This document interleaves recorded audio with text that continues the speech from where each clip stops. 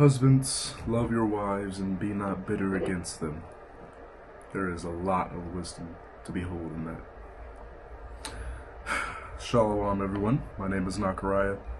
Today we're going to be discussing how to be a good husband. This is going to be a really important video. Really important for multiple reasons. Mainly, I'm going to be considering my philosophical approach on this question, which is how do I be a good husband, which is a question that I don't think a lot of people ask, but it is a question that a lot of people have. So,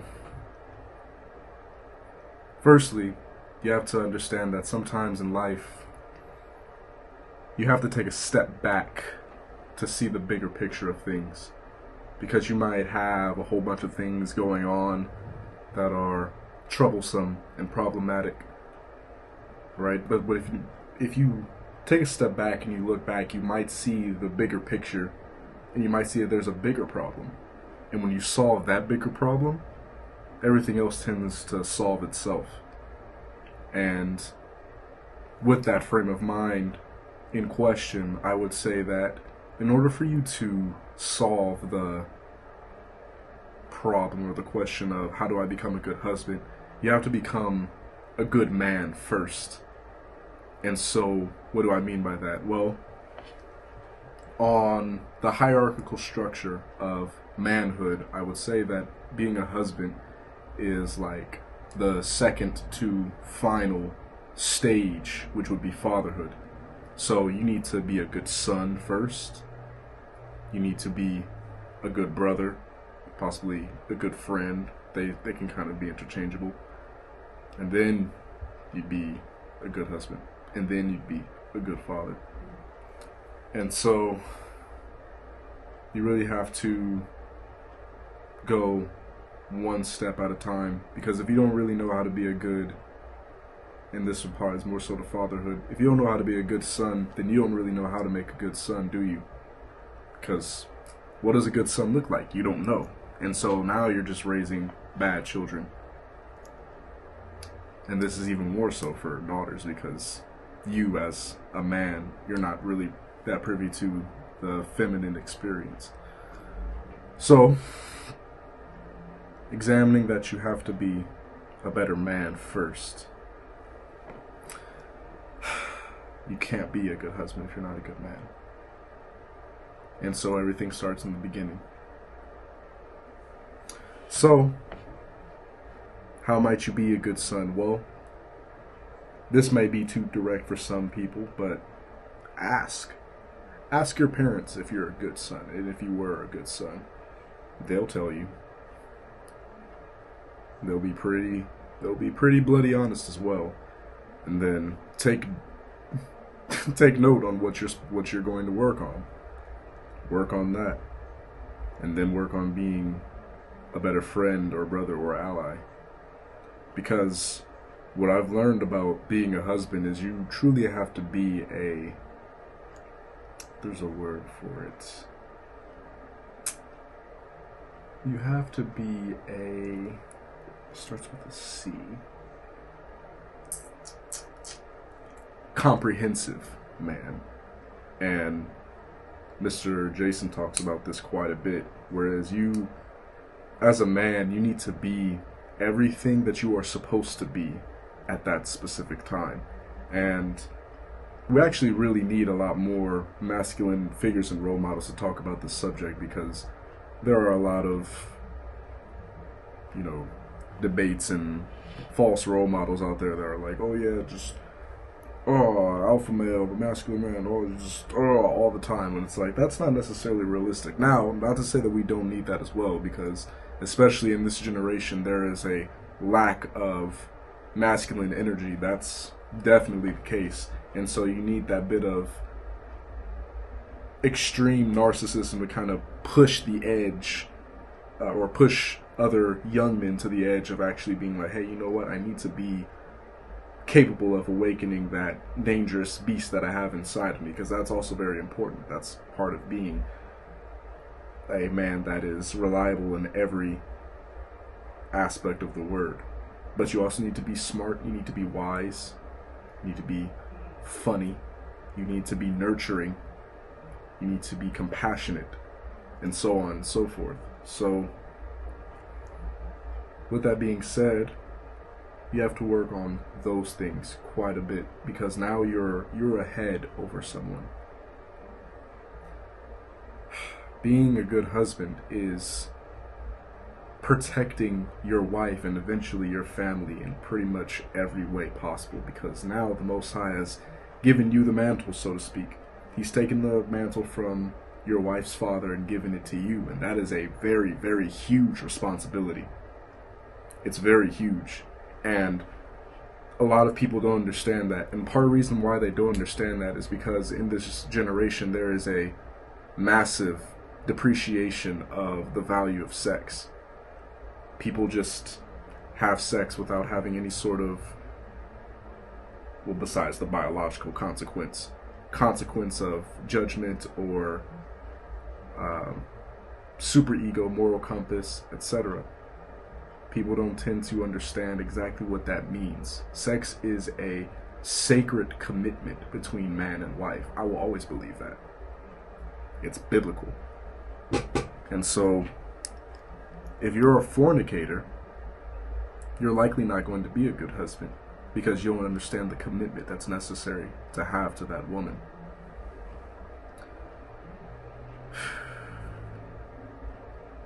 The importance of being a good husband, man. You know,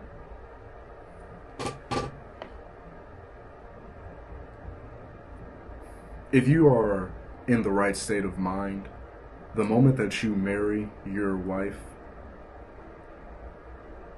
there should really be a paradigm shift in your soul that lets you know, like, hey, we need to step up, like, seriously, because you are physically in charge of her safety, mentally in charge of her safety, spiritually in charge of her safety, and psychologically, but that goes into the mental state.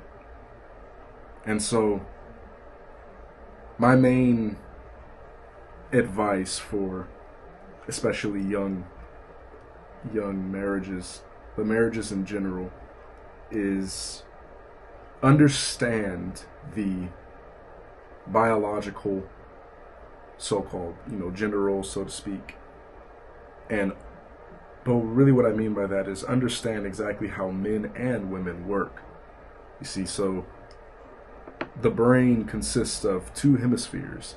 You have the right hemisphere and the left hemisphere. The right one consists of artistic ideas and ideals and creativity and things of that nature. The left hemisphere is responsible for logical thinking, strict empiricism, and factual statements. And so, as you might imagine, men tend to thrive on the left hemisphere of the mind. We are very logical thinkers. We tend to be very abstract thinkers. And for the most part, we tend to allow our dogma or belief system to be guided by the rules of empirical truths and evidences. Now, with women, they're far more emotional. They tend to be a little more creative, more nurturing, and they're far more intelligent on that side of the hemisphere of the brain. And so, a lot of the time I'll hear this, and I understand where it's coming from, but I'll hear this argument that, men are actually better than women, and that men and women aren't equal. And I understand what they're saying, but you do have to be careful with a statement like that, because it's not entirely true. And so the way that I teach this to people is actually a chess analogy. So on the chessboard, for those of you who don't know, every single piece its value is stated based off of how many pawns it's worth. So the pawns that are in front of the bigger pieces in the back, those are worth obviously one pawn, excuse me. And so the rooks they're worth 5 pawns. The bishops, they're worth 3 pawns. The knights, they're worth 3 pawns. The queen is worth 9 pawns, and the king is infinite. Now, when you look at the knight and the bishop, they're both worth 3 pawns, but they both do very, very different things, and they're very, very valuable in very different circumstances. Now, the bishop is going to be better in the range of the battle, and then the knight is going to be a lot more useful. You'll have a lot more utility with the knight in compact versions of the battle. And so that's not to say that either war is better than each other, because they're both worth the same amount, but they're both a lot better in different circumstances, and such is men and women. So a lot of the times, us as men, we think because we're more logical than women that we're more smarter than them, which is not necessarily the case. They tend to be more emotionally intelligent than us. So this turns into a question of pride. You need to have your pride in check, man, because sometimes your wife will actually give you advice that you should take, and it just might save your life. But you, in your ego and in your pride, you decide against it, and then the Most High makes you suffer. And likewise, women may think that their thought process is good without checking, and they don't listen to their husband, and the Most High makes them suffer. It goes both ways. And so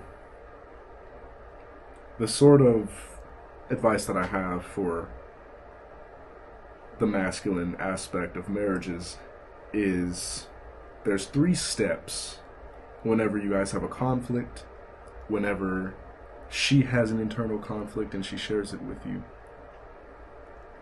etc.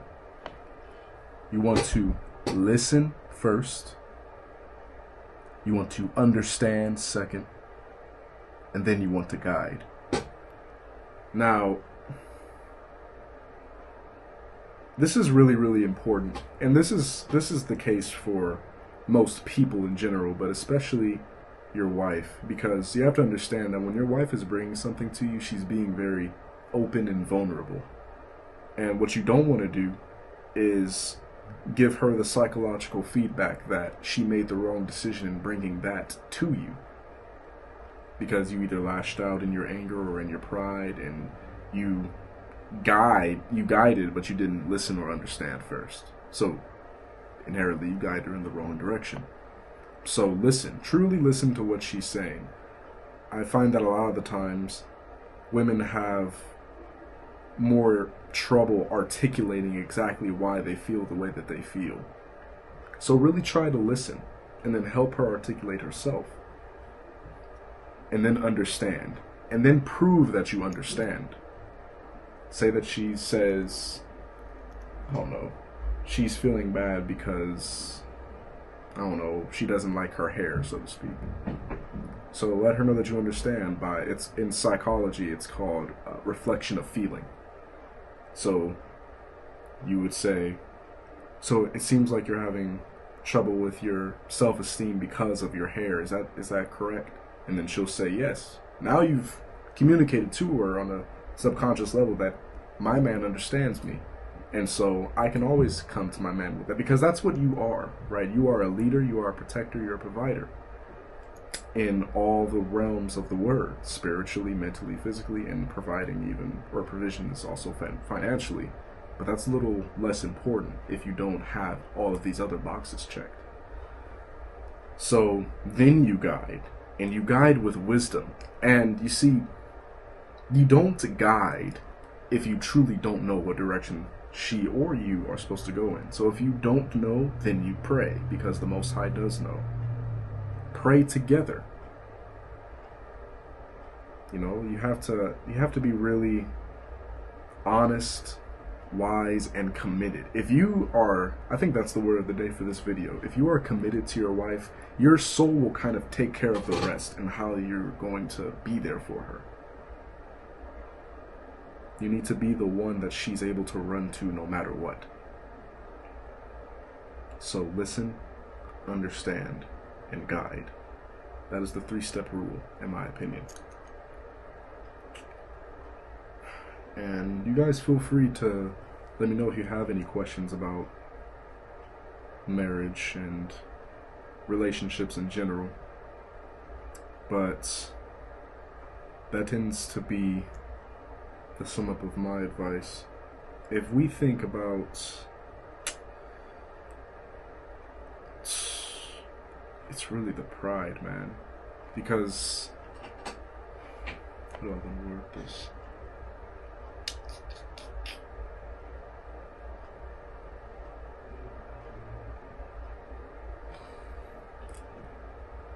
I don't know exactly how I want to word this.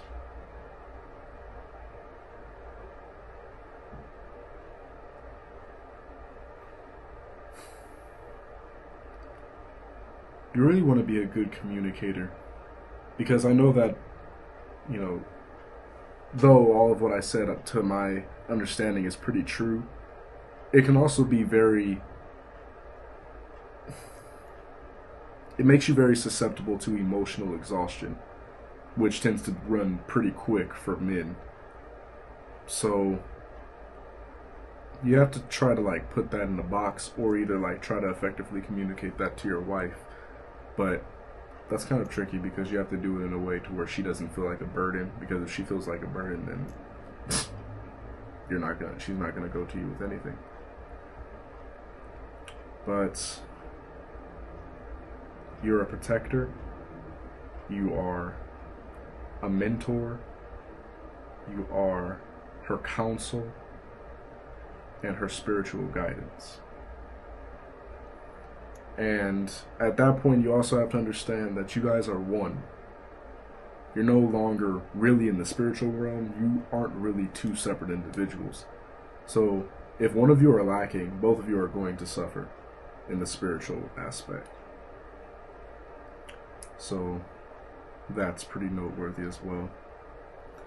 Now, one might ask if I believe, because I do believe that fatherhood is probably the most important like nuance of the masculine experience.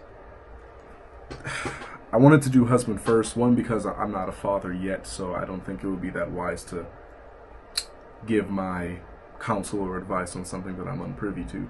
But when it comes to you being a husband, that's the last step. The very next step is fatherhood, and I essentially wanted to put this video out to catch as many husbands as I could before they become fathers, and basically repeat the cycle of men of mediocre substance in the marital and just relationship realm. So I believe that that's going to conclude this video. Let's see. This is good. Yep, pretty much covered everything. So yes, in conclusion, everything starts from the beginning.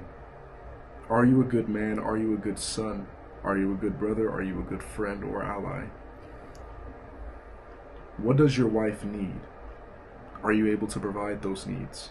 Are you there for her spiritually, mentally, and physically? Are you a nurturer? Are you able to give wise counsel?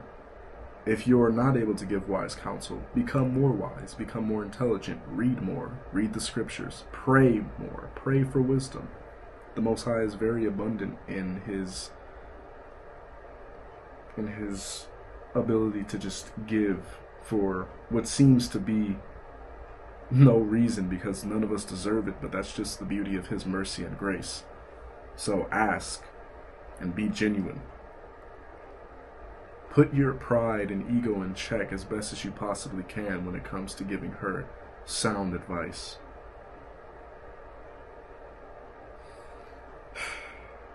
And seek the wise counsel of those around you who have been married for quite some time, who you trust and who you know to have a good marriage.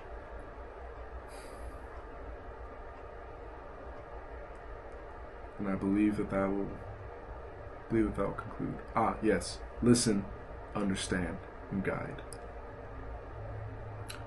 Alright, that's going to conclude. I hope you guys like, share, subscribe, I finally remembered to say that in the video now. And please leave comments and leave video recommendations. I hope that you guys stay safe, stay dangerous, and as always, be wise. Shalom.